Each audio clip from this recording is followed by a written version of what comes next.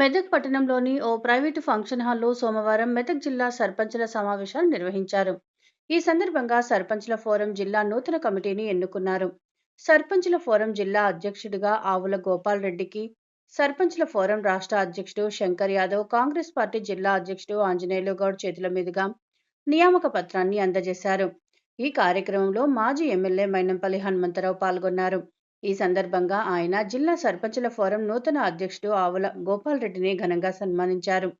వారు మాట్లాడుతూ సర్పంచులుగా గెలుపొందిన వారు గ్రామంలోని సమస్యలను పరిష్కరించే విధంగా చర్యలు తీసుకోవాల్సిన బాధ్యత ఉందన్నారు.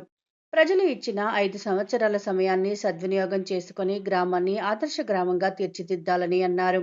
ఆవుల గోపాల్ రెడ్డి మాట్లాడుతూ తనపై నమ్మకంతో తనను సర్పంచుల ఫోరం జిల్లా అధ్యక్షుడిగా ఎన్నుకోవడానికి సహకరించిన ప్రతి ఒక్కరికి కృతజ్ఞతలు తెలిపారు. జిల్లాలోని సర్పంచుల సమస్యల పరిష్కారానికే కృషి చేస్తానని అన్నారు.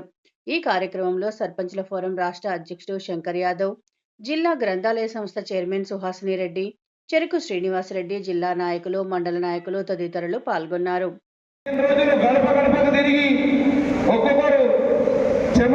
కష్టపడి గడప గడప తెచ్చి గెలిచి ఇక్కడ వచ్చిన మీ అందరి కూడా చేతులెత్తి నమస్కరిస్తున్నా.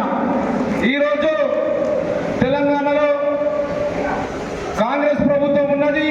మన ప్రియతమ ముఖ్యమంత్రి వారు రేవంత్ అన్న గారు, అదేవిధంగా ఉప ముఖ్యమంత్రి భట్టి విక్రమార్క సార్ గారు, అదేవిధంగా మంత్రి మండలి, పిసిసి అధ్యక్షులు అందరూ కూడా నిర్ణయించి ప్రతి గ్రామానికి 5 నుంచి 10 లక్షల నిధులు వెంబడే అందిస్తున్నందుకు కూడా మన తెలంగాణ ముఖ్యమంత్రి రేవంత్ అన్న గారికి, మంత్రి మండలందరూ కూడా చేతులెత్తి శిరస్సు నుంచి నమస్కరిస్తున్నాం.